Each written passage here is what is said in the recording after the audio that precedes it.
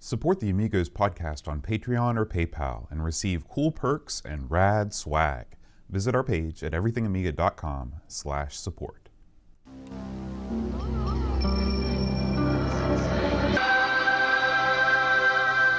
Amiga, the first personal computer that gives you a creative edge.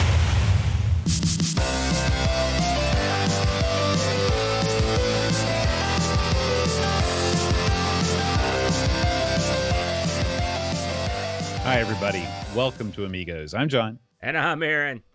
And today, Aaron, we are going to be talking about Knights of the Sky. Yeah. Now, let me ask you a question, Aaron. Have you ever what's the closest you've ever come to being a knight? Well, let's see. I eat at White Castle. Not often. I mean, there's not really one. There's not one near here, but I have eaten there before. I have ridden a horse once when I was younger. Mm-hmm. Have you ever participated in any sort of Renaissance fair? Yes. I've been to a couple Renaissance fairs. I didn't participate in one per se, unless you count, like, I went to one at Marshall, and these guys were wearing homemade armor. You know, those things have come a long way since I was a young man, because back in the old days, people would make their own armor. Now you go to one of these things, and the armor looks awesome, and they all look like, you know, real cool. But when I went, people made their armor out of like tin foil and pop cans and beer cans. Less impressive. And the swords and stuff were all made of foam and crap. So I did beat the tar out of a guy with a foam lance one time. So that's probably the closest you've come to being a knight. Yeah, I think so. What about you? I mean, you got a sword. I've got a sword. And sometimes when I'm riding a horse, like we went over to Pipestem a couple months ago. And I when I was on the horse, I pretended like I was jousting.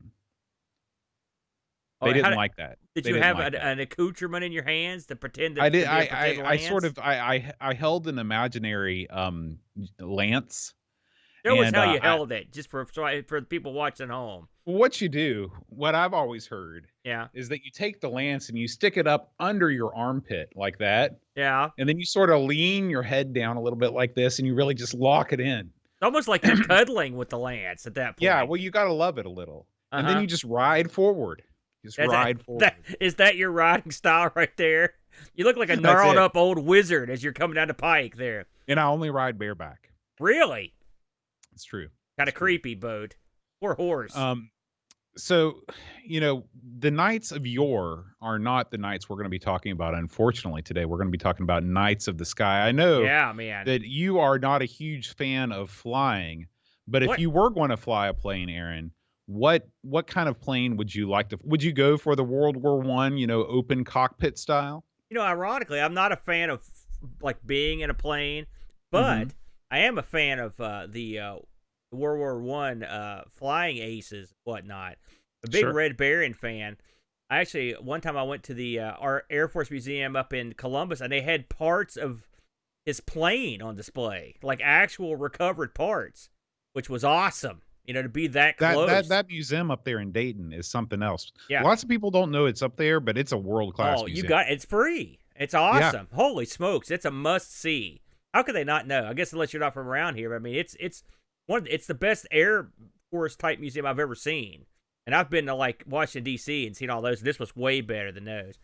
But if I was going to pick a plane to fly around in, boy, I don't think I'd pick any World War I plane. I can tell you that. In fact, especially the early ones, because they were called kites for a reason. They were like canvas held together with like string and glue. Screw that. You know, I'd want something a little more. I think like a Concorde or something. I like to take a spin in something like that. Supersonic, or maybe that thing that had the original spatial strap to it. That would have been cool. Yeah, You know, the Enterprise.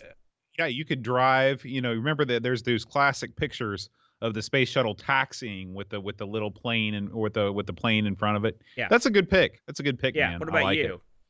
I'm going to go the other way. I would like to fly one of those old World War I planes. Yeah. There's just, there's something about the simplicity of the machine and the fact that it could still get up in the air. I mean, you look, like you said, these things look like they're basically held together with nothing. Yet people went up multiple times and came back down and didn't die in some cases. And that's pretty incredible. I agree. It would be fun to ride one of those, but the problem is you could die. That's the thing that Yes. keeps me out of there. Yeah, Because, that's- there was a rep for people that entered the First World War. It's like they were called the 20 minutes because they wouldn't make it past 20 minutes. No Right. Blackadder line. And that's, I mean, think about that. It ain't worth it, man. And not just because they get shot down. Those planes Right. are crap. Now, Aaron Mitsuyama says that he can imagine you doing a wing walk. Where do you stand on being a wing walker? That stuff went out before I was around. I mean, that stuff, you're talking about stuff from like the 40s and 50s, these idiots out and walking around The the air wings of show. planes. For one Have you thing, been to an air show? I have been to one or two. My parents would take me. Mhm. They You never saw a wing walker out there though on the air show. Well, how would you know? Well, I figured that they do billion like a feet low in the air. flyover. Maybe they'd They wave at can't you. get low enough for you can see what's going on. They're going See, 1,000 in my miles an mind, hour. that's not how it works at all. In my mind, the wing walker is actually able to get down and basically fly so close to the crowd, he can maybe like pick up a hat from somebody's head in a cheeky way and then fly off. It'd be cheeky, my mind, all right, that's how- because what if there's a tall guy next to the guy with the hat? It'd be Well, real you gotta cheeky be when they careful. sever that guy's head. They can pick the guy's head up too while he's at it.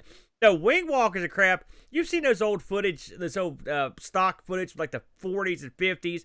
Oh, where yeah. These suckers are. They've got a camera up there, dude. If you're at an air show, basically what you're going to see is airplanes flying in formation, crap like that. Maybe do a couple loops. They're wing walkers or people that are going outside the plane. You can't tell what's going on. They're 8 million feet in the sky, dude. I guess you're right. I never really thought about it that way, but doing the low flyover and grabbing somebody's hat, that's just always stuck with me that's what wing walkers do. No, It's like, I've never seen one do that. Who would fly their plane down? Do you realize how dangerous that is? That would You're be flying, dangerous. Yeah. Yeah. Unless Andre the Giant standing out there, some huge guy, or you get away with his hat off.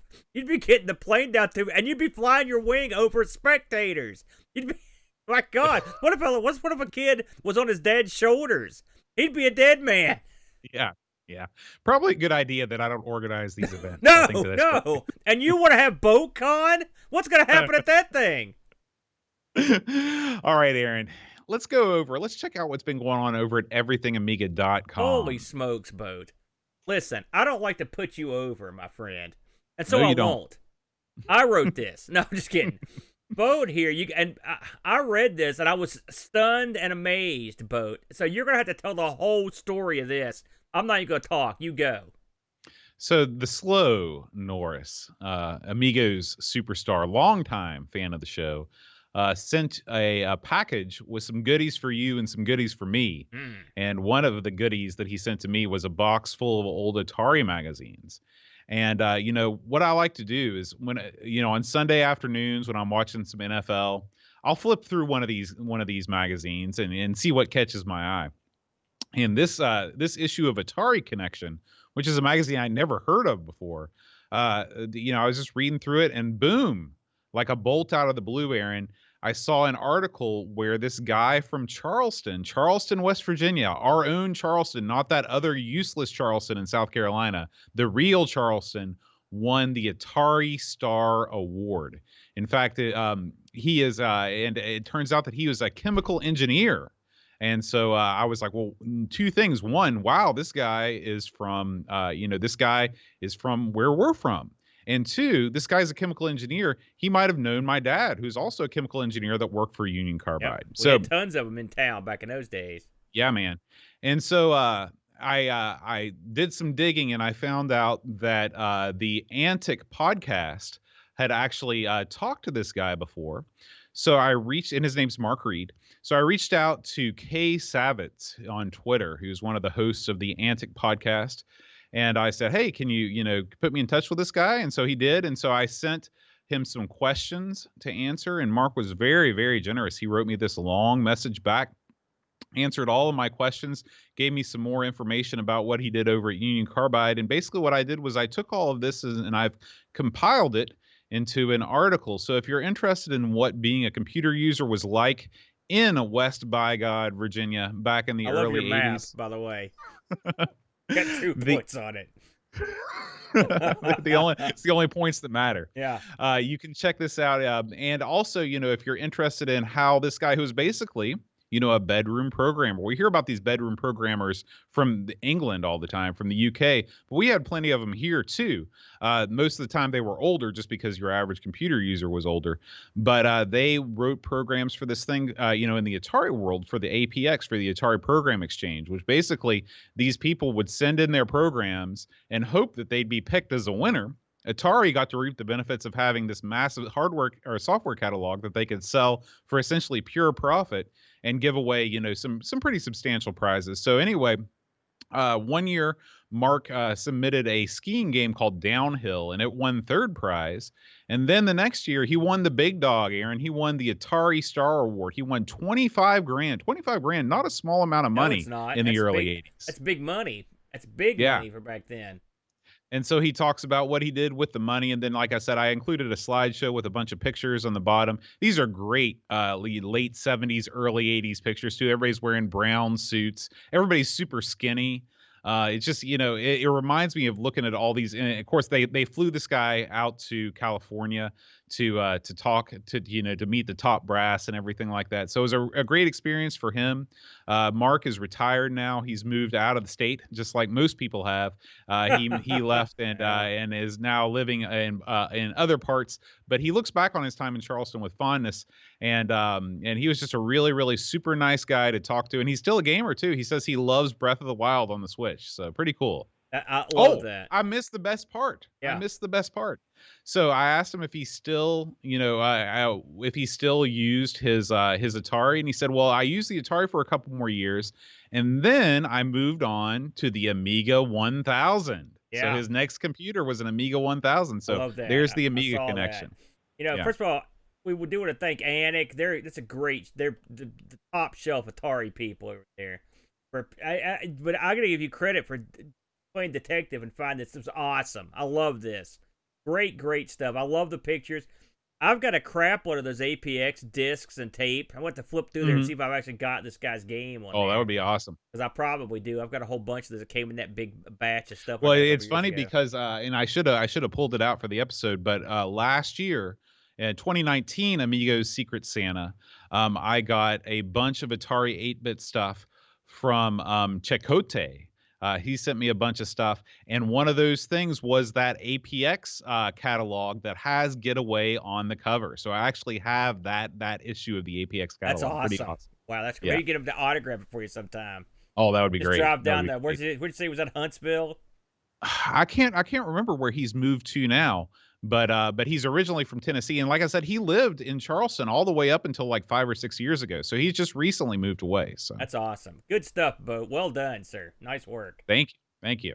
Why don't we head on over to the YouTube channel, see what's going on there? We had some stuff come down the pike this week, Boatster, if I may say.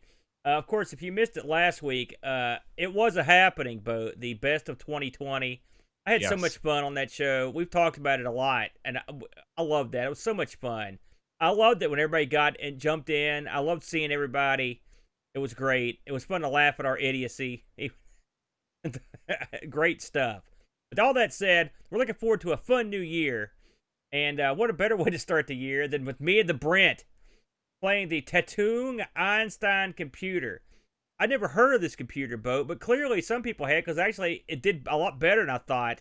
Well, it's funny that you mentioned this, Aaron, because I was surprised to hear you say you hadn't heard of it, because we talked about it all the time on Our Sinclair. Because so many of the games that we covered were programmed on the Einstein because you could actually type on the keyboard. Yeah, well, listen, when you say like it came from here, but that doesn't mean anything to me. I mean, I gotta actually get into it. Yeah, I understand. It was fun to look into it. What a wacky computer, designed in the UK, built in the Far East, and then turned around and flopped in the UK. So kind of a bummer. It actually looks like a pretty darn good system. It had good capabilities, good hardware, solid, beat a man to death with it solid. It just was too expensive, and it came at the wrong time. But we had a good time on that show. So if you are interested in that, check it out. A while back, me and the Brent also felt a little froggy boat and got ourselves up a little R. Sinclair Action Jackson. This time around, we looked at Hate, Hostile All-Terrain Encounter. Yes. Which is sort of a, it's sort of like if you took Zaxxon and slowed it down to a god's pace, you would have Hate. It's a meandering thing where you actually take on a couple different vehicles. I actually really like this game. I thought it was kind of fun. I like the slower paced games, as you know. Sure. And we had a good time with this one. What'd you think of Hate? Have you tried this one?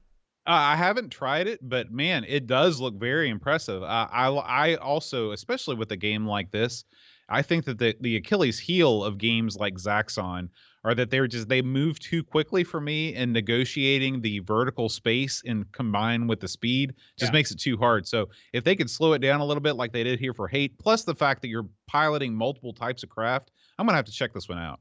I believe, if I'm not mistaken, this may have had an Amiga port. I can't remember. Oh, because it's been a while since we did that. Here's one, and I haven't got to look at this yet, but I saw it pop. You mentioned this the other day. Talk us through this Crash Magazine issue 1, my friend. What do we got here? Yeah, so this comes to us. This is the first contribution we have from Paul, aka Hermsky. He is the chairman of the Amigos High Score Challenge that we run here on the Discord. And he actually is one of the few remaining people on this earth to have in his possession an issue of Crash issue 1. So, Crash issue 1 from 1984, February 1984. This is one of these videos where he just takes you through it page by page. You get to see all the old adverts, all the letters, everything that you love about these old magazines. And Paul's got he's got one of those nice calming voices. He's perfect for this sort of content. I really enjoyed this one. If you are at all a ZX Spectrum fan, I suggest you check this one out. Yeah, this looks great. I got one of those calming voices as well, Bo. You do. It calms you just like a calming thing. That's right. Correct. Boat, what we've got, I've lost my place. Here we go. We got our good buddy here. I was involved in this. I was present during this one. This is our good buddy, the Flaxter, Jack Flack. He did a little stream the other night. Sprite Castle plays super off-road. And he buried this game. He was not the biggest fan of this game. And when he explained the control scheme, I could see why. They used a button for turbo. You have to hit up to speed up the car. And once you get to a certain point, you can just let go of the joystick and the car just go by itself. Very unusual setup. Weird, here. yeah. I think they had to do a lot of stuff with the C64 just because of the whole one button thing. I can't remember, how did the Amiga get around that? Do you remember? I don't. When did we even play that? It's been a while. It's been a long time. It's been a long time. I can't remember what I can't remember now. Anyway, he also got a little a little Super Nintendo action too. Good stuff, and I believe that this is also his game of Sprite Castle this week. So should be a good time. Always check out Sprite Castle, the podcast and the show. They're always good stuff, Boatster. Yes. Now here's one. And go ahead. just a reminder, because it's been a while since we've reminded people of this. If you are only subscribed to the Amigos feed on through your podcaster, you can get all of the Amigos retro gaming shows on one feed. Just search for Amigos Retro Gaming. You get this show, you get Sprite Castle. It's the only place where you can get the audio versions of our Sinclair 1200 XL and the Coco Show. Plus, you get Pixel Gaiden and ARG. ARG Presents. That's right. So you're getting everything. We get that a lot. Plus all the wacky stuff we do. Sometimes we'll put some other audio. For example, Ask the Amigos will appear on That's there. Right. Which we also have one here. The December 2020 edition. I could explain why this is a little late getting up, but I won't because I don't want to make myself look dumb. But this is it, Boat. Do you recall any of the things we talked about on here? I don't remember anything. I don't remember a single thing. We tackle a wide variety of questions sent in from our Discord members. These are always a lot of fun because you're never sure what questions are going to come up next. And it's always fun to get the chat involved with their responses to you. It looks like past Aaron was having a little nip there. Yeah, it was. I drank out of the cup, then I drank out of the bottle. You know what that means. But that sounds like that guy. You can't trust him. Now, what do we got here, Boat? We've got the Frodo is what we got. Yes. Listen, Frodo, prolific stream master. I tried like gangbusters to get on this stream, but Twitch was hosing me, man. So I didn't get to see it. So I have to go back and watch it. I caught a few minutes of it. I kept getting kicked out of the chat. But Frodo has his own inimitable style, and he's at it again here. And he is playing. It looks like we know this game. It looks like he's playing games by Ultimate Play the Game for various systems. That's right up your alley, Boat. I love most of the Ultimate Play of the Game games. Of course, they later on became rare. We've covered a lot of them. I'd say the great majority of them we've covered on our Sinclair. Definitely one of the standout publishers. Their games really defined, in my mind, the look of the Spectrum, the look of what the games should look like, the speed, everything like that. Ultimate really did a lot of things right. You could tell Frodo was getting hosed, by the way, because normally Frodo draws a packed house. And you can see old 48K Ram, the only guy who's got over the chat, because no one could get into the chat due to the Twitch issues, or Twishues, as I like to call them. I think that is all we've got in the YouTube docket, Boat. More to come. All right, Aaron. Well, let's summon the gamble train and talk about this week's Amiga news. Amiga news. Gamble train. All right, Boat. So we're going to start with, Aaron, we normally don't cover games in development unless they're games that we care about. And a game that we care about is freaking Tapper for the arcade. True. Okay. So there is a new build of Tapper that has just been released. And it's great. They've included all the levels. Remember on Coco Talk the other week, they were talking about the Brewmaster game on the Coco. And one of the major faults of Brewmaster is that it only includes the one location. The Amiga version is going to include not only the inside of the normal bar, but you've got the outdoor arena, you've got the punk bar, and the final level, which I've only gotten to a couple times ever, the alien level, Aaron. Yeah, so, the space one. Oh, that's great. Yeah, so this game is looking super, super sharp. It says hopefully requiring only an Amiga OCS with 1 meg chip RAM, so almost every Amiga can run it. I'm really, really excited to put this thing through its paces because I love Tapper. You know, it's funny. I was watching, of all people, Dave from Arizona was streaming the other night. And he's playing the heck out of some Tapper. He was killing it on there. It was great. Great fun to watch. So I'm looking forward to this. Hey, Tapper. Now, listen, they've done a lot of good of these arcade ports over, but this is one I'm definitely interested in. It's very good.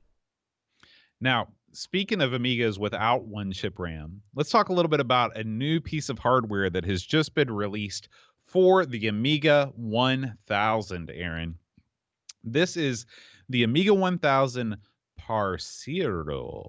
It's Italian, Spanish. You did a good job on that, Boat. Thank you. This is a slim, trim sidecar expansion for the Amiga 1000. They get this, Aaron. The person that programmed, that engineered this board, his name is Mr. Dunkley. Okay. He is the retired CIO of the United States Space Force. Yeah. He looks like the United States Space Force. He looks like if the guy, the lead singer Smashing Pumpkins, like joined the military. He looks very Corgan-esque. Yeah, he does. I will tell you that. I will tell you that. He's part of the Bald Brotherhood, Boat. So what this guy does, what this thing does, the Parciero, it provides you with 8 meg of fast RAM.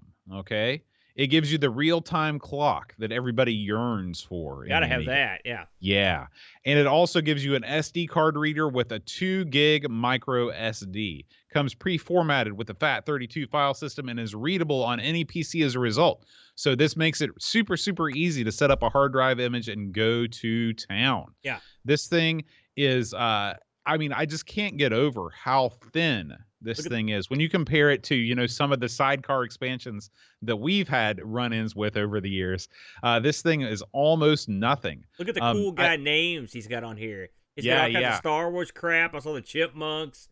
I saw some Back to the Future. He's got it all on here. Look at that. Very fancy. Yeah. Now he is currently producing a new run of these. The normal price is $249. However, if you go over to the Amiga Love link here in the show notes, you can get his email address.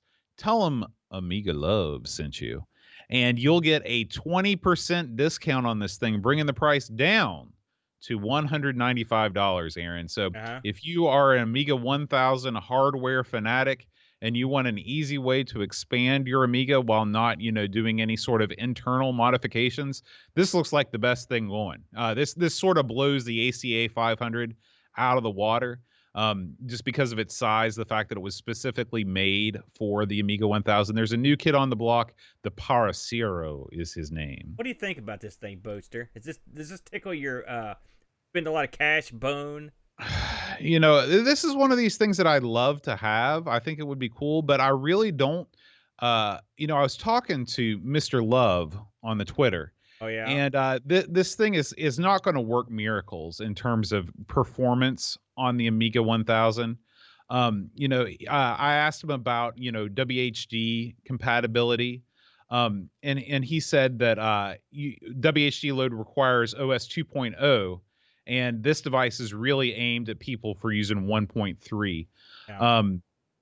And he said that there's another thing you can use called it's a pre-WHD load program called JST, and so that is sort of the like I said, it's not the same as a Vampire. It's not going to bring this thing into the 21st century. $195, even at the discounted rate, that's still a lot of dough. I think maybe if I was just a diehard Amiga 1000 guy, I would probably pick it up, but at that price, there's a lot of other cool toys that I'm into. So we love Amiga Love. He always comes up with these wacky things for the 1000, and of course he's got that super rare, incredibly crazy rejuvenated board stuck in his 1000. So that thing combined with this thing, you've got some kind of ultra mega 1000. He's probably got the most powerful and most valuable Amiga 1000 that's not equipped with a. That's right. FPGA if you've got that rejuvenator board, first of all, you've already spent some money. So in for a penny, in for a pound. Well, no one's got it. That's the thing.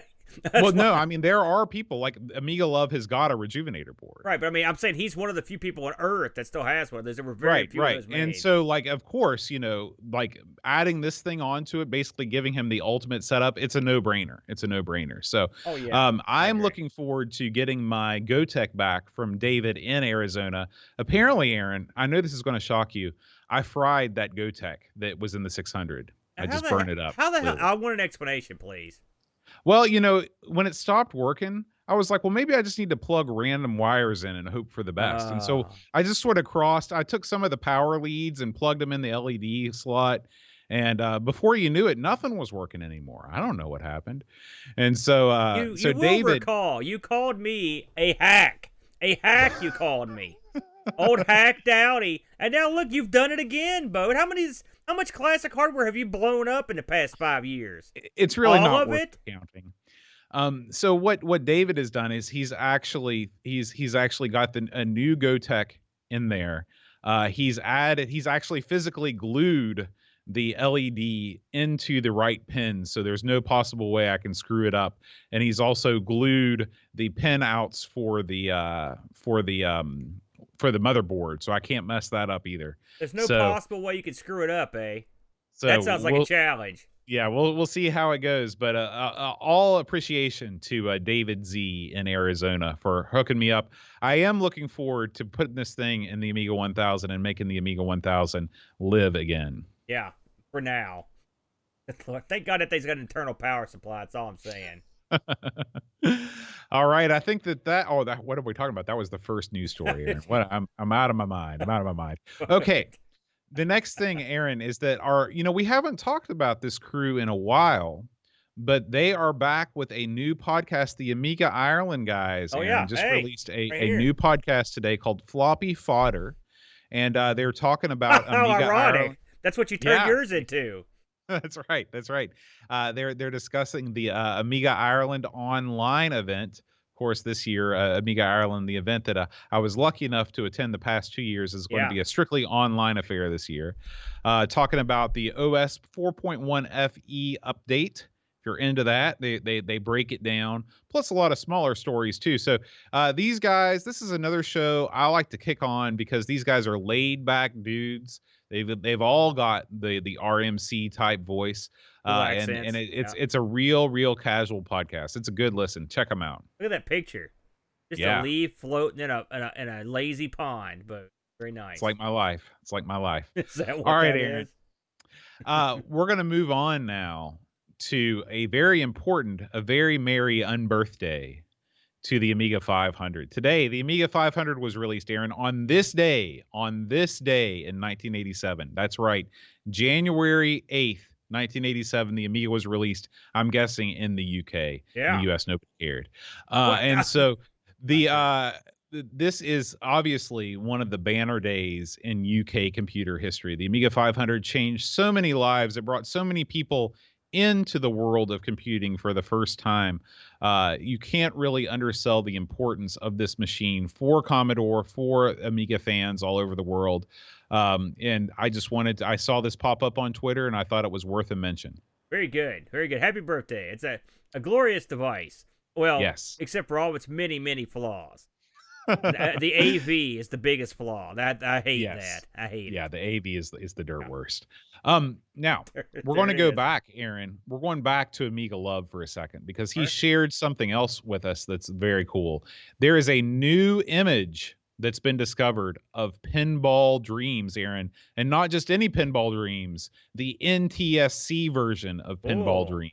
Let's see if we as anybody that's ever tried to hunt down ADFs will tell you, it's nigh on impossible to find NTSC versions of games because most games were either released in very limited quantities for NTSC machines or just not released at all. And I'm talking about the games from the glory years of the Amiga, from the very late 80s into the early 90s. And so to find a version of Pinball Dreams where you NTSC, can see the flippers, right? Because I used to play it, and you couldn't see the flippers. That made it a little harder, Boat. Exactly. So big ups to Amiga Love for finding the Pinball Dreams NTSC version. And if you are an Amiga 1000 user, or if you are among the people that know it's true, that you can't just hold down both buttons and everything's perfect. Listen, it's not true. Stop saying it.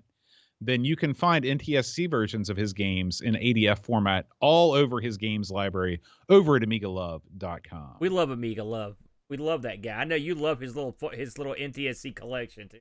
He's very great. Good. He's great. Thank you, sir. Next up, Aaron, getting back, we're going back and forth like a ping pong ball. I wanted to bring this up, even though we just talked about the Amiga Ireland 2021 online event. They are now soliciting entries for their creative competition. Oh yes, I believe you were. Was it last year you hosted this or 2 years ago? I don't know that I ever really hosted. I thought you were involved in this part of the festivities at some point. No, this was when I was drinking. Oh, that would explain a lot, actually. Yeah. This is where what normally happens is Erla makes an attempt to run everything off an actual Amiga. Yeah. Immediately runs into all kinds of compatibility problems. You can't see the blue, for example, is one particular favorite. Yeah. Yeah. So that's normally how these things shake out. Hopefully this year things will run a little bit more smoothly, and I'm sure they will, since they'll be under more control with this online business. But you can submit entries through the mod category or the AHX. I don't know. Wow, you said AHX. That with a lot of vigor, Boat. Yeah, I don't know what that is. I guess AHX? I'm guessing it's another audio format other than mod. There's also a pixel art category and a 3D ray tracing category, Aaron. So all of the main categories are represented. There is a form you can fill out. All of these links are in the show notes at the bottom of your in the podcast app that you're listening to, or on YouTube. Just click on that, then find the creative competition link. It'll take you right here. Now I'm going to go on the assumption, you haven't mentioned this too, but I'm going to go on the assumption that you will be attempting to win the prize in the 3D ray tracing category. Listen, man, you haven't known life till you've seen my 3D ray traced Lame Langelo. It's going to be epic. I'm begging to see that. I really am. My God. All right, Aaron. We got one more last story. Our last story this week. This one, why don't you take us through what makes this particular story special? Well, we've pitched these guys forever. In fact, I've been in contact with them. I asked them about getting an interview, but unfortunately, none of them are English speakers, and so it would be difficult. But I may still try to rig something up or try to find someone that can help me out. The company, our buddies over at the company, have finally gotten around, and I say gotten around because it's been hard work. They have finally finished their entire collection updated to 3.0 EXEs. Now, what does this mean? Well, it's a big deal, frankly. The old EXEs couldn't run on modern hardware, and so on modern software, I should say, and so they had to slowly update these. If you're not familiar with the company, this is a place where you can send your friends that don't have Amigas or don't know anything about emulation over to play Amiga games and they're no muss, no fuss. They're free. You download them, you run the exe on Windows, you play the game. It's all one file. And they've been around forever. But how many times has these guys saved our bacon over the years? Oh, so many times. And a lot of times, these are the best versions to play. They've already got the trainers built in and everything. For a long, long time, they were my number one go-to source for stuff. And they're still great. In a pinch, I'll still download an EXE and fire it up. Yeah, and you can see they've added a bunch of features here. They've changed how you quit. They've done a lot of stuff to make these better. And easier, and I swear to you, I don't hear anyone ever talk about the company, and it drives me bananas. Weird. It is weird because they do a service to this community that is irreplaceable. Like this is a list of all the games they've got up here, but it's not just games. I mean, literally, if you want to download one of these, you just click on it and then you download it. That's all there is to it. And now, and it's not just games. They've got, and this is where we got our applications to do the Deluxe Paint stuff. Here you've got Deluxe Paint. Pro Tracker, we got that here too, by the way. Also, they'll take one EXE, for example, the pinball one, and it's got every pinball game ever released for the Amiga in one file. You just pick, I mean, it's awesome. Fantastic. They've got demo stuff on here as well, a few things.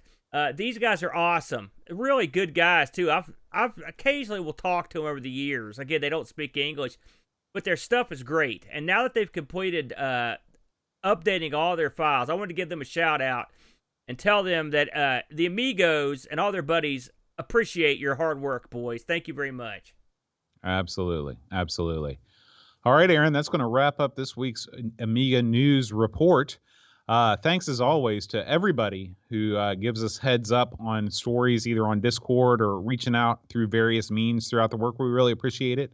And let's go ahead and talk about some Knights of the Sky, Aaron. Right on, man. Right on. So Knights of the Sky boat. Now, like you said, this is sort of a well-known title. I mean, fairly well-known, I thought. Had you tackled this one in the past? No, I'd never heard of this game. Oh, but really? I assumed it's a flight sim from Microprose, so I figured it was a big deal. Yeah, and when this game came out, I thought it was I mean, like you said, Microprose had a big name, you know, and so we'll get into it here. So, released on the Amiga in '91, and we'll get into why some of these dates are kind of neat or interesting. Came on 2 discs. Was published by Microprose. It was developed in their MPS labs, and then sort of ported over to the Amiga. They had pretty much the guys they had working on it were a lot of the Microprose guys. I look over the list of who they've got working on it, and most of these guys worked on stuff like Civilization on the Amiga, and Pirates Gold, B-17, Railroad Tycoon, Gunship 2K, Nighthawk, F-117. So the titles that you know about on the Amiga, most of these guys worked on it, and you could sort of tell. It's not like they stagged into this like idiots. I mean, you could tell they did a pretty good job. It's pretty solid in terms of their being in line with the PC version. This came out for the ECS OCS, and what you're doing in this game, you are effectively simulating the experience of being a World War I flyer, a flying ace, if you will. This game, funny, there was a weird thing that happened, Bo, that I never knew about it until I started looking into this, because Knights, everyone knows that I love Wings. It's probably one of my all-time favorite games. It's probably my favorite Amiga game of all time. Where, guess what you play in Wings? A World War I flying ace. There was also a game called The Red Baron that was released by Dynamics, and you play a World War I flying ace in all 3 of these games. And I got to thinking, I was like, man, I wonder which of these games came first. Okay, so get this. Wings was released on the Amiga in 1990. Okay, I don't have a date. Okay. When the guys that made Knights of the Sky were finishing the development, they were going to call this game The Red Baron. Okay, they couldn't get that name because Dynamics already had it. All right, Dynamics released their game, The Red Baron, in December of 1990. And Knights of the Sky released on DOS in, guess when? 1990. So all 3 games were released initially in 1990. There was something in the water. Isn't that? Doesn't that strike you as really bizarre? It really is bizarre that so many people would have that idea and bring it to life all at the same within the same year. That is crazy. Yeah, it's real. That was something I could not get over that, how strange it was. And we'll get into this a little bit later, but I even looked at the reviews, and they even sort of reviewed similarly as well. So we'll talk about that in a minute. So what's the scoop on this? Well, if you read the back of the box on this thing, which I like to do, it gives you a kind of a brief synopsis of what you can do in this. You fly 20 planes, every major fighter in the First World War. You navigate with actual mapping of trenches, roads, cities, aerodomes. That's true. I can guarantee you that. There are hundreds of missions in 7 categories, including ground support, bombing, and more. And you can also play this directly with your friend over the modem or with a cable, which was this is why I knew about this game from back in the day, because that feature was quite the talk, being able to do that, because that was something you clearly you can't do that in Wings, for example. So this game is very similar to Wings. You start off, you make a pilot, and your options are to play World War I as one long continuing story. You can also there's also training, of course, and there's also direct play, and there's also just like basically one-on-one dog fights. When you pick these, you'll get to pick a level between 1 and 5 of how difficult you want it to be, and then they pretty much set you off. When you and I'm going to focus mostly on the campaign. I will say the training scenarios, I mean, they're just basically you could have it so you will go up and practice dogfighting with nobody, or just like a guy that can't shoot back, or you can make it where they are really dumb or whatever, all the way up to experts, and so you can sort of hone your skills on that. This game also supports multiple control configurations. It's funny, when I was flipping through the different controls on the keyboard, it lets you adjust. You could have an analog stick. You could adjust the sensitivity. You could also use the mouse, and also you could hit a button and it would say Gravis. So I was wondering if this was something that was held over from the PC, or if there was specifically a Gravis analog stick that was. I never saw that. Yeah, if you hit the G button, it said Gravis. Yeah, weird. That is a crazy thing to see on an Amiga game. Yeah, well, that's why. So I wondered if that was part of when they ported it along. Right. Very strange. Right. It's funny. I played this game with a stick that had an analog stick on it, and actually, I mean, I didn't set it for analog and just used normal, but it actually worked real well. So this is one game that benefits from more modern control. So when you start into campaign mode. Basically, you pick a place to start, and then you are in the war. You can name your character. There was a bunch of pre-made pilots on the version I played. I just made my own guy, started fresh, and then you will get missions that will be decoded on the screen. What they say decoding, but it's just part of the ambiance, and they tell you what the mission is, and then they'll give you a map with directions. It's like, okay, you're here. Step 1, go here. Step 2, go here. Here's what you're supposed to do, all right? And then pretty much they turn you loose. And I mean, this game, and that's where this game is a lot different from Wings, which we'll discuss the differences here in a minute. And I will say up front, I've not played Red Baron, so I can't get into the differences in those because I've never played that one. So once you get into your plane, you are then set up to take off. Now, Bo, before I keep rambling on, what were your initial thoughts about the opening of this game, the music, the way it's structured, the menus? What did you think about all that stuff? Well, a lot of it has to do with the way that you approach these types of games. Like, whenever I know that we're playing a game like this, and I've learned this after doing this show for as long as we have, is the first thing that I do is I take a whole afternoon and I sit down before I even load the game for the first time and I read the manual. And the manual for this game is one of the best manuals that I've ever seen in my life. Because there's no freaking novella. There's no stupid backstory that nobody cares about anyway to draw you into a game that you just want to get into. It's like, hey, This is a World War One game. Okay. We know you don't know what to do, so we're gonna tell you exactly what to do, so you can feel like you've accomplished something in this game the first time you play it. And what they do is they say, okay, we're gonna tell you exactly what scenario to pick. So it's like pick like the practice scenario or whatever it's called. And then it says, okay, and then choose like difficult or choose enemy level 3, which means there are enemies, but they're not going to shoot at you, or like their bullets don't do anything to you, basically. Right. Okay. And then here's how you take off. So take off and then start flying and fly to this city, and then fly up to this other city, follow the coastline back and land. And it takes you through exactly what you need to do.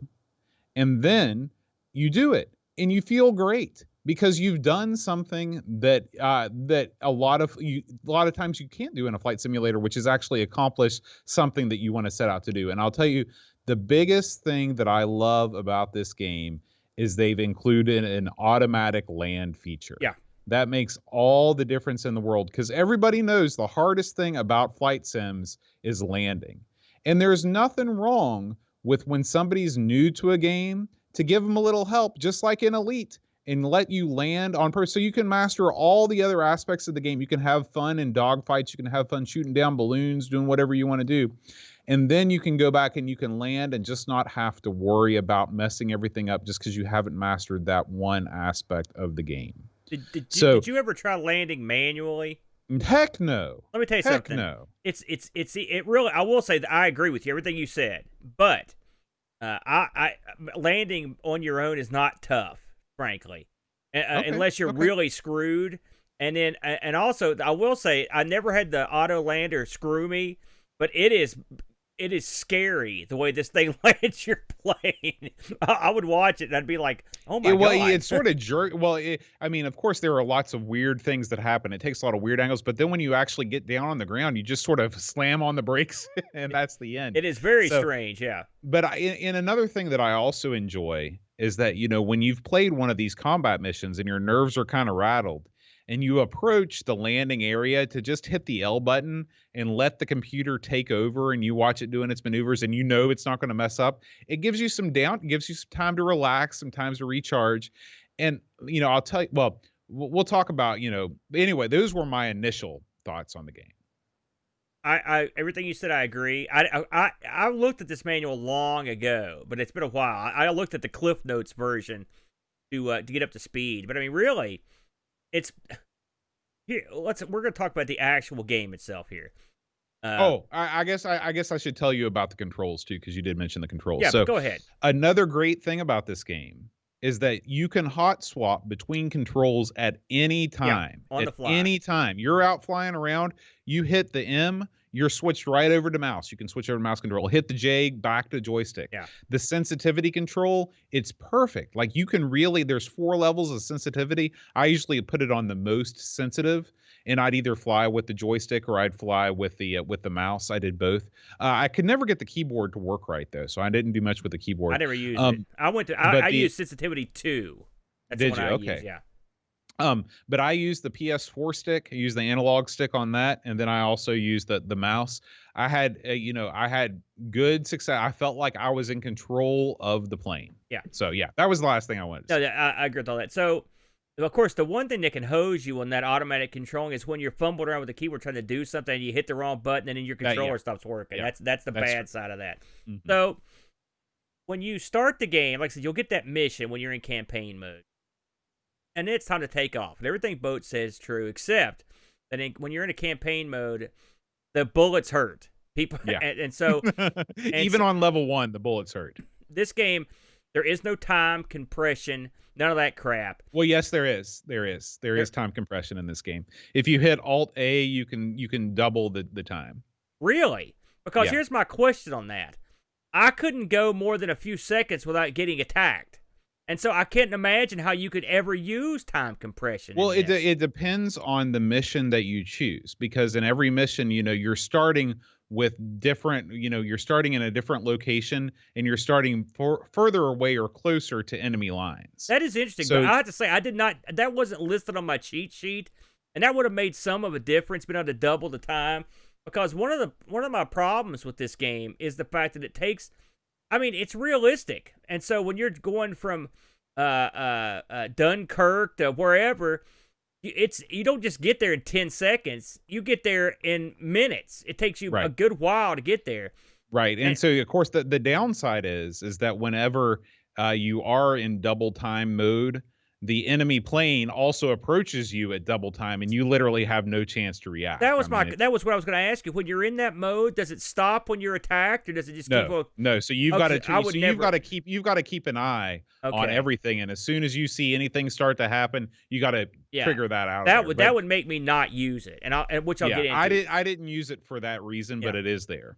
So when you're on a mission. And let's say, for example, one of the early missions is much like in Wings, you go out to bust a surveillance balloon that the Germans have. It's a like you said, usually it's at least a 2-prong process. You fly your plane to one city, sort of make a right or a left, depending on where you're at, and then head to the actual site where you're going to go knock down the balloon or whatever. One thing that I liked about the game is that you get in the plane, you fire up the engine, you crank up the throttle, and you're gone. There's no screwing around. You're in the air in like 2 seconds after you start the game. And then once you're in the air, you can do whatever you want. You can drive this sucker wherever you want to go. You can go to where you want. You can go land at other bases, do whatever you want. Of course, it helps if you do the mission. They want you to do the mission. And so when you try to do the missions, you will learn to use the ground and the map to figure out where you're at. It's real easy to get lost in this unless you go to the map screen. And so here's point one. You will be on your map screen a lot. I mean, a lot. Because it's so easy to get mixed up. And I wish, and I know this was way early for this, but it would have been very convenient to have had the map screen sort of be on the main screen. See, I disagree. I don't think that you could put the map screen on the main screen with the kind of fidelity that you'd need to make it useful at all. I mean, you're probably right. This is on my mega computer that I'm building that can do anything because it took me out of it to have to flip back and forth so much. Well, that happened to me at first too, but then I just learned to use the compass. And I would be like, okay, my destination is east. So as long as I keep flying east in general, I don't have to look at the map quite as often. But yeah, you can plan to spend a significant amount of time. Now, luckily, one of the things that I love about this game is the game does pause when you go to the map screen. Because if it didn't pause, and you know, because sometimes I'd study it for a little bit, and I'd be like, okay, what exactly is the plan here? And if a plane were to sneak up behind you and shoot you down, that would really be a bummer. So the game does pause when you go to the map screen. This game reminds me, in its own way, of the old school dungeon crawlers. It doesn't hold your hand for map time. You've got to figure out where you're at and where you're going. That's just the way it is. And this is a wide landscape full of stuff, so you've just got to figure it out. But I did get annoyed by going back and forth to the map. One of the problems I had also, Bo, you mentioned that we should mention that the console you're playing, it'll vary between the different planes, but you generally have the same instruments. You have an RPM gauge, a miles per hour gauge, an altitude gauge, a battery gauge, an oil gauge, a thing that tells you if you're going up or down. You've got a thing that tells you how many bullets you've got, and you've got a compass. And what can happen is while you're flying is that stuff could get shot. And inevitably, Bo, my compass would get shot right out of the gate. And so that would also make me have to go back and forth to that map screen even more. Because that would really screw you for sure. So let's pretend, here we are, we're in the air. We're going towards our first, let's pretend it's the very first mission, because I couldn't believe this. So I'm on my first mission. I've got it set as low as it'll go. I get about a third of the way to my first destination, and here come the enemy, okay? Now, I'm going to use Wings here. In Wings, you're going out and you're going on a patrol, for example, and you're going to confront some enemies in a dogfight. In this, you might as well know you're going to confront an unknown number, and you might as well just wait for tons of them. Because in this game, the enemy attacks en masse. I mean, and unlike Wings, you have no wingman at all, at least early on. I never flew a mission where I got any help. You're always on your own. Did you ever get the one where you got help? No. Okay, I didn't either. And so what does that mean? That means every enemy in the air, if you're fighting 4 or 5 guys, they're all gunning for you. It's it was brutally hard. I mean, I could beat the guys. That was okay. I could beat them, but there were so many guys that they were just beating the hell out of my plane. So by the time I would get to that first destination city where I was supposed to make a turn and head towards whatever the mission was, I'd already be beat to hell, and my plane would be all shot up, and it made it real tough. And on top of that, you've got an ammunition limit. And so, inevitably, I would be running low on ammo, too, because by the time I got there, I'd fought 1 million planes. To put this in perspective, in my first 3 flights, I was the top ace in the world. I'd shot down 15 planes and 3 balloons in my first 3 sorties. That's insane. That's great. Well, no, it's not great. I don't want to shoot down that many planes. I just want to go hit the balloon and come home. And on the last mission I ran, it was like 4 or 5 different links in the chain to go to to get to the final mission. I glided back to my home base. I was flying out of Dunkirk, and I mean, literally, my plane was every part of it was destroyed, and I couldn't gain altitude because if your engine takes too much damage, it screws you all up. It makes the plane drive like crap. And so it was by the skin of my teeth. It was a seat of the pants ride, but I took all that damage to the point where I only went to my first 3 links and just turned around and came home because I couldn't get any further. You see my point here. What did you think of the difficulty of this? I agree with you 100%. Okay, thank God. I was afraid that I just sucked. But this is one of these games where it didn't bother me that much because this game is very forgiving first of all, whenever you get shot, the way that scoring works in this game is that you get points for completing missions, but you also get points for downing enemies, and you've got a campaign here. You're running a campaign, so you're fighting the war. You're not fighting a battle. Okay, so every time that you go up in the air, if you shoot down some planes and you can circle back around and you can land, you get some points for that. And if you get shot down, you shoot down some planes and then you get shot down, you're not, at least for me, and I don't really, this is one aspect of the game that I don't understand, is that you don't die.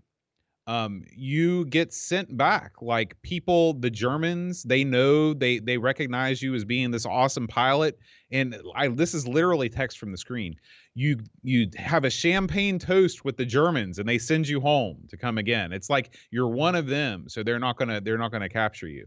And so that because dying wasn't that frustrating, and because you can sort of pseudo win a mission without accomplishing your mission. Plus, I didn't. There's a great variety of missions too. So it's like, even though I wasn't really being successful at a lot of missions, I could always be like, okay, well, I'm going to just cycle through these missions, because when you get to that screen where you choose your mission, you can always decline the mission that's given to you, and they'll give you another one. Like you said, there's hundreds of these missions, and there's all kinds of different things you can do. There are bombing missions, there are escort missions. When you do your bombing mission, you push number 2. I think it's number 2 or number 3 on the keyboard, and you switch to bombing mode, and it's a top-down view of your plane. It's like a totally different game. I should also mention that it's very impressive, all the different views. Of course, this is a flight simulator, but this has I wouldn't expect this kind of detail in a World War I combat simulator. This is something I'd find more, like a traditional flight simulator. But you've got all kinds of different views. Like you can have a little bit behind you, a lot behind you from the side. I mean, basically all of the same views that you get in the new Microsoft Flight Simulator, you can have in this game. Yeah. And you need to use them in this too. I mean, you really need to, because unlike this is something else that's different from Wings. In Wings, your pilots, he will look. This is a very clever bit in Wings. He'll look to where the enemy pilots are. Yeah. In this, you don't see your pilot's head, so you really have no way of knowing where they're at, with the exception of when the bullets come whizzing in, unless you use those external cameras. I use those more in this game than I've used in any of these games. I mean, Yeah, and you Wings can has it, also and I never used them in that, you know? you can also look to your left and look to your right, Yeah, and that's also cool because you see the cockpit from a different angle. yeah, Just sort of a neat effect. But yeah, that is one of the genius things in Wings. I mean, yeah. that might be one of the best things in the whole game because it doesn't take you out of the experience. It's realistic, but it also helps you. Yeah, So because if you that's were a real pilot, you'd have a better idea of where the plane was. You know, yeah. it's funny. This game, this is a tough game for me to call, Bode. There were parts of this game I really enjoyed, and there were parts of it I did not like. Another thing I just can't stand. I remember playing this game on the PC as a kid, and this turned me off instantly. I didn't even hardly give it a shot. Was the view? Your cockpit view stinks. Your cockpit stretches all the way to the middle of the screen, and so the entire lower part of the screen's eaten up with your cockpit, and you can't see anything. That's Yeah, but another thing. I mean that's a flight simulator. Well, Like if you look every at flight simulator is like that. I went back and played Wings. Okay, Wings is not a flight simulator. well, it's very similar to this in a lot of ways. Well, it's a first-person dogfighting game, but it's not a flight simulator like this game is. Well, no, it's very similar, and I'll get into the similarities in a minute. But the actual graphic, the graphical presentation of flying, it's virtually identical in a lot of ways. But they did a much better job of displaying the cockpit area because you could see more than just a big block in front of you. That block is a turnoff to me because you can't see anything hardly, but you can't see anything below the middle of the but I screen. mean, like that complaint you could make about the new Microsoft Flight Simulator that just came out. It's the exact same thing. Like your view is always halfway obstructed by the instruments in any flight simulator. I'm just saying, of the two, and I looked at Red Baron some footage, and Red Baron's not as bad as this here. This is when it comes to the actual visual presentation of what you're seeing. This one, that one is blocked off more than the other, so that was a turnoff to me too. The flip side of this is, and you sort of hit it on the head there in a little bit. When I play Wings, Wings is sort of like if you boiled this game down to strictly the action. That's Wings. Okay, now I like that, but if you're not going to get in a Wings plane and just fly to another base, or you can't do any of that, or pick another base. The level of detail in this, in terms of the variety of planes you get to pick from, the ability to go all over to see the entire theater, where Wings is sort of like you're playing a narrative of someone's life in the trenches. It's more of a one-man story type thing. This one is just like the story of these battles. It's not as personal. I mean, don't get me wrong. This thing has stuff in it. In between missions, occasionally your guy will go to a party, for example, and they'll show what you heard, rumors and stuff, or you'll hear news. You'll get a newspaper report. It'll say like, "Hey, look, the new planes are coming out," or you'll get a report that one of the enemy's aces is over a certain area. You know, so there are little tidbits in this that give it a little bit of flavor. That Wings had a bunch of flavor, but this game, in terms of the depth of it, it blows away Wings. I mean, because there's so much depth to it.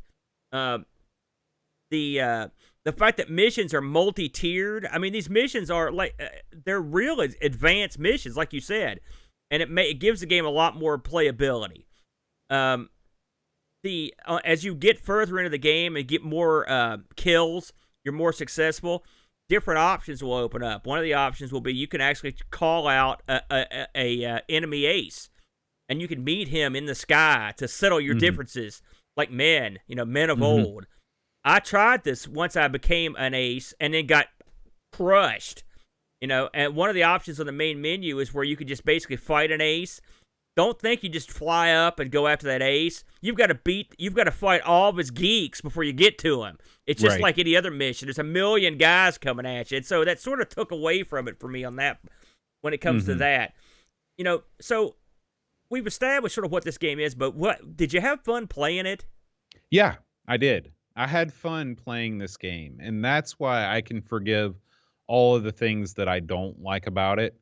Because when I was playing this game, I felt like I had control. I felt like I knew what I was doing, and I felt like with practice, I could become better.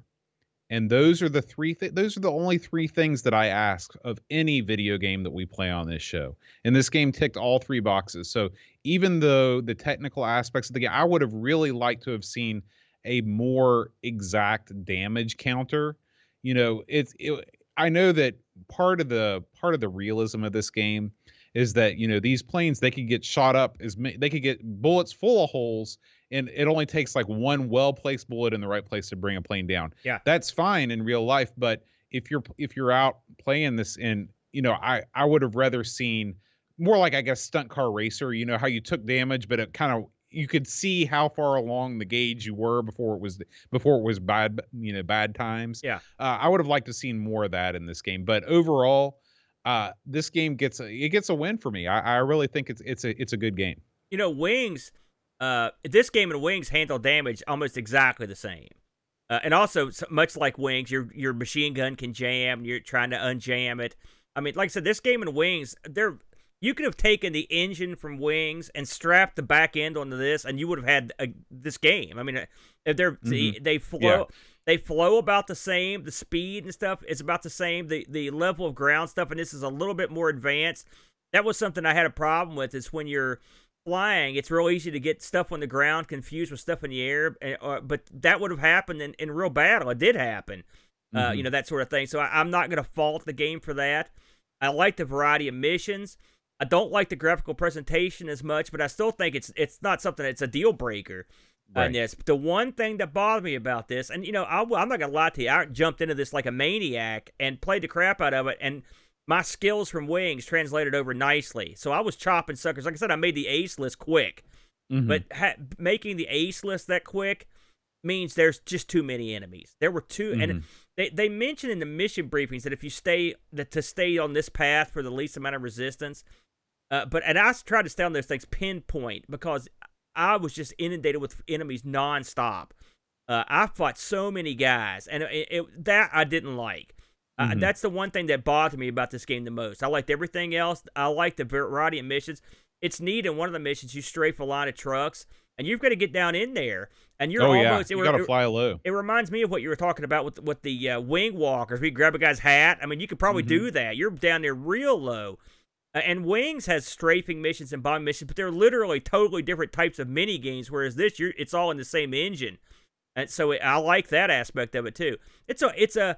I call this game a win. I like it. Do I think it's better than Wings? No. But I think it's more in depth than Wings. I do like the fact. I'm glad you smartened me up on the ability to decrease the time.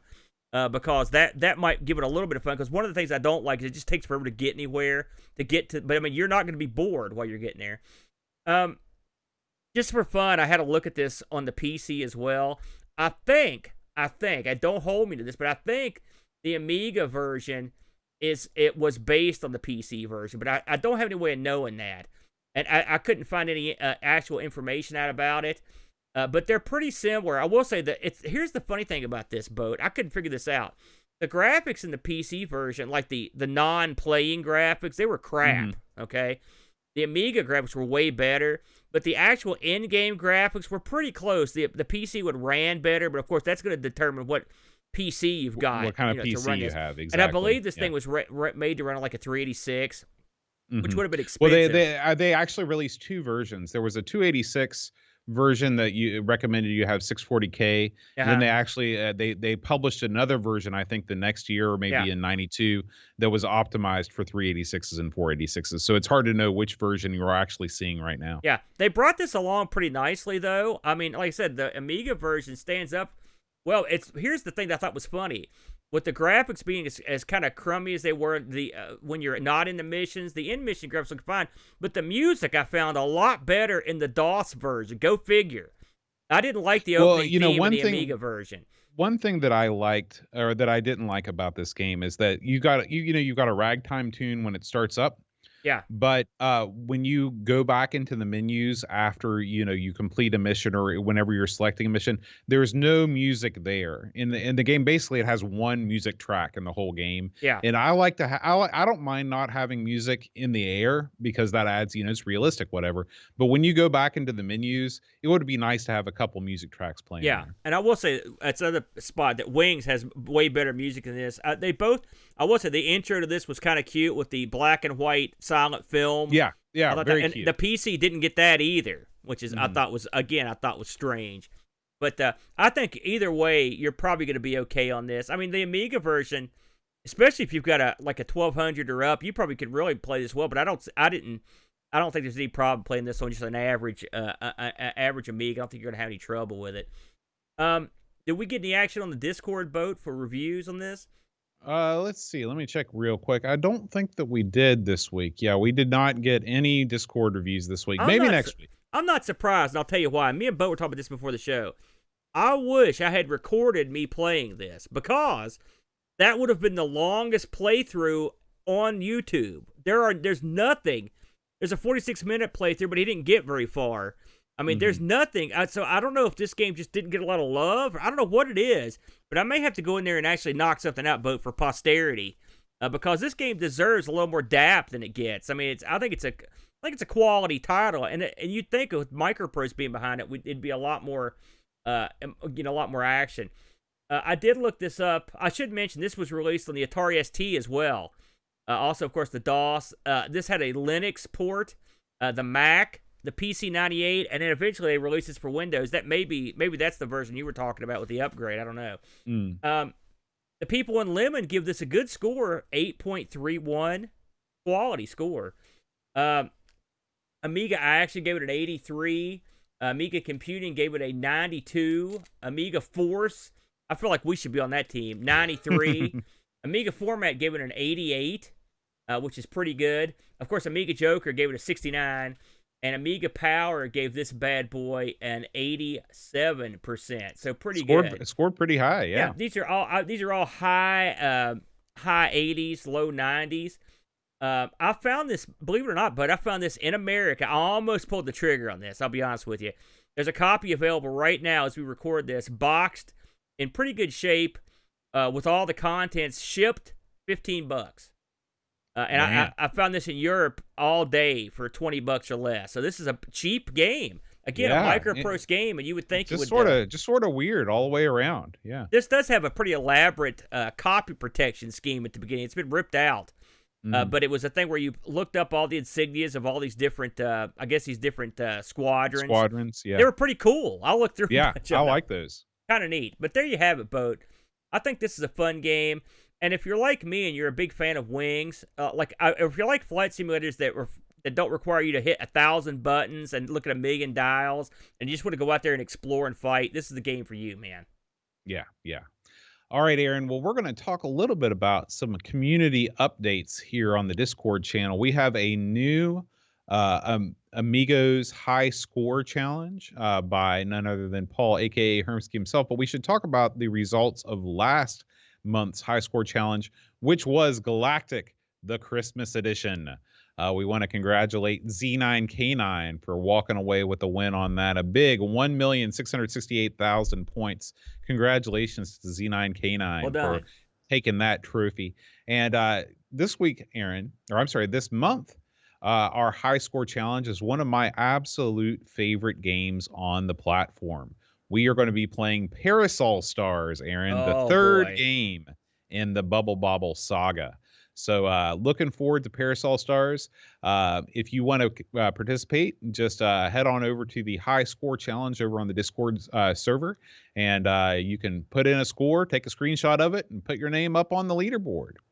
Yeah. Now, over on the Sinclair Spectrum side of things, the ZX Spectrum side of things, the high score action is hot and heavy. It is hot and heavy. One of the first games that we played on our Sinclair, Aaron, More Tea, Vicar. Remember that game? I absolutely remember that one. That was that oddly named shooter. Yes, that's right. So Mitsuyama is barely eking out 200-point difference between Mitsuyama and Z9K9 for the first place, but this is running all the way up until January 17th. So Very you good. guys still Plenty of have a time. chance to get that score in on the Specky High Score Challenge. Let's see what else we got going on here, Aaron. We should probably take a second to thank everybody who supports this channel through Twitch. We have just an unbelievable to me amount of Twitch subscribers, and we really appreciate you guys either using your Amazon Prime Twitch subscription or just subscribing to us the old-fashioned way on Twitch. We want to thank Wide World of Retro, Zuperdan, Peeplo, Hermsky, Gary Heather, Wing Chun Wolf, Captain Chaos DK, Retro Jerry, The Slow Norris, Blue Train, Christian Russell, Negsol, Great Owl G, Rule of Thirds, Macintosh Librarian, Mitsuyama, Jigglebox, Frodo and L, Uber Scuba Diver, John Marshall, Pints and Amiga, Eeyore 4077, Buck Owens, and L. Curtis B. Yeah. Thank you guys so much for supporting us on Twitch. We also want to thank AGSC member and all-around awesome guy, Paul Bossman Harrington, for suggesting Knights of the Sky to the Game Selection Committee to vote on I've been in waiting this for this category. one. I've been waiting to try this one, so that was a good choice. Yeah. Now, Aaron, we have a couple new supporters this week. We've got Super Famiking has joined us as an Amigos supporter. Hey, I hope he listens to ARG this weekend. We're doing SNES, so get in That's there. right. I'm doing That's a right. European exclusive vote, by the way, just for our fans. Yes, very good. I'm looking forward to that one. Super Famiking, welcome to the fold. And we have a new Amigos Game Selection Committee member, Bernard Quinn, has transformed himself from an Amigos supporter to an Amigos Game Selection Committee member. He's the mighty Quinn now. That's right. We thank you dearly. Come on without Bernard Quinn. So, welcome, one and all. And of course, if you want to support Amigos, feel free to head on over to patreon.com/Amigos podcast. Now, Aaron, last week we had one of the most epic Patreon songs of all time. Outstanding. The Hip to Be Square by Huey Lewis and the News. I know you hate Huey Lewis and the News, Aaron. I don't hate them. I don't hate them. You told me you hated them. You said they were the most god-awful band you've ever heard in your life. No, I never said that. I don't hate them. I like some of their stuff. Well, I'll tell you who else likes some of their stuff. Almost everybody, because we got more entries. There was a theory that somebody posited one time that people only write in when it's obscure songs that they know they don't guess the easy one. That's completely false, because we got a billion entries, and this is definitely not an obscure song. L. Curtis Boyle got it correct. Rob O'Hara, The Slow Norris, Gary Heather, Hermsky, Jigglebox, Frodo and L, Terry Howard, Chris Folds, Mitsuyama, Andy Craig, Joseph Harrison, and Zorglub. Yes. Congratulations, one and all. You got it correct. Now, Aaron, we have a new Patreon song today. If you know this song, send me an email at john@amigospodcast.com, and I will announce you as a winner on next week's episode. Hit it, Aaron.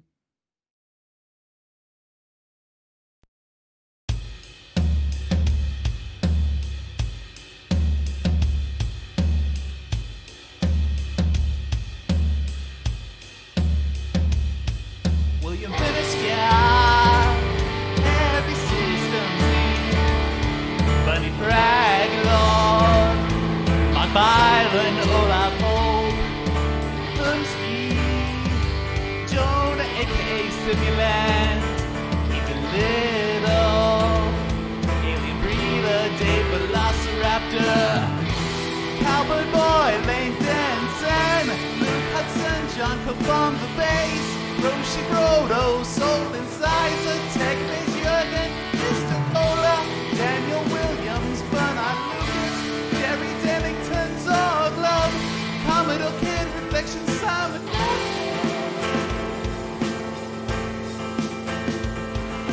Captain Crispy, Kilobytes and Caffeine, Gary Heather, Free Lunch, K-Fox, David Pickford,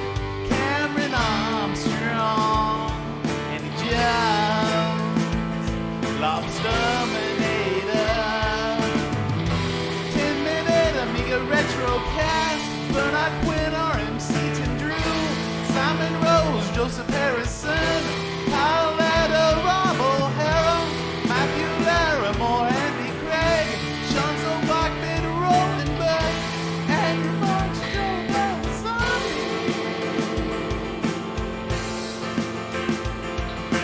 Victor on, Alan Kebab, Chicote, and the Lord John Marshall, Matthew, Pear on me the brochure, Creepy Dead Boy, Vicky C,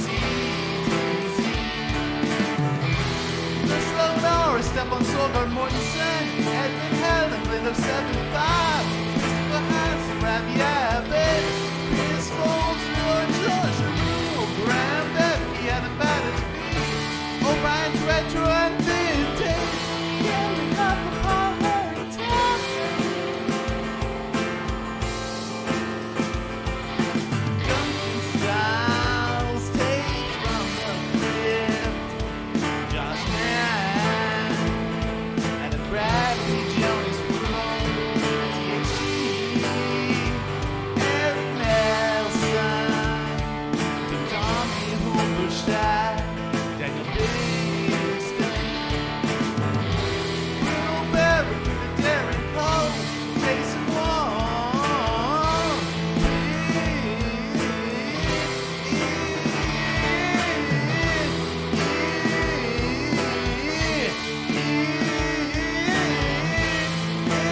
he's on your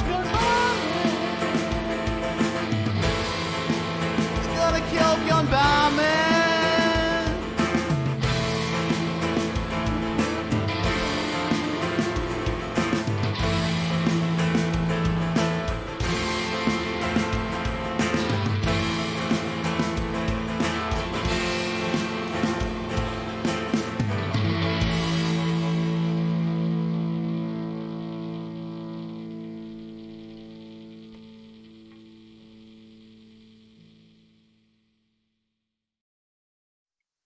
The hell was that? Gonna kill Bjorn Barman is my new campaign slogan. Yeah, I like it. I like that. That was good. I like that. It started off strong, and I regret the ending of that. I don't know what happened there, but you ran out of names, right? Ran out of names. So if you know that one, John at AmigosPodcast.com. Now, Aaron, next week it is new Amiga Games Week. So every once in a while we take a look at brand new. I got you. Yeah, okay. brand new title. And so we are going to be talking about my vegetables. I'm going to chop down my vegetables. You know that song? This is that puzzle game, right? The vegetables game. Right. I think I saw Amiga Bill, the king of Amiga, play this one time. It looked pretty good, Boat.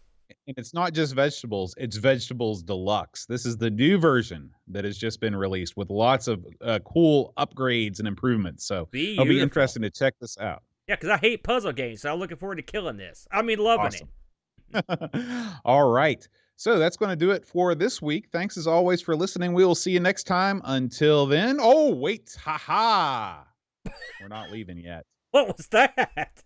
I was getting ready to say my word. What happened? That's right. Don't say your word yet, because we have to thank all the fine folks that have joined us in the chat room. Yeah. We couldn't do this show without the moral support of all the fine folks that join us live on Twitch every Friday night at 5 o'clock Before Eastern. They showed up, we just sat here looking dumb. Like, where's all of our buddies? We couldn't do it.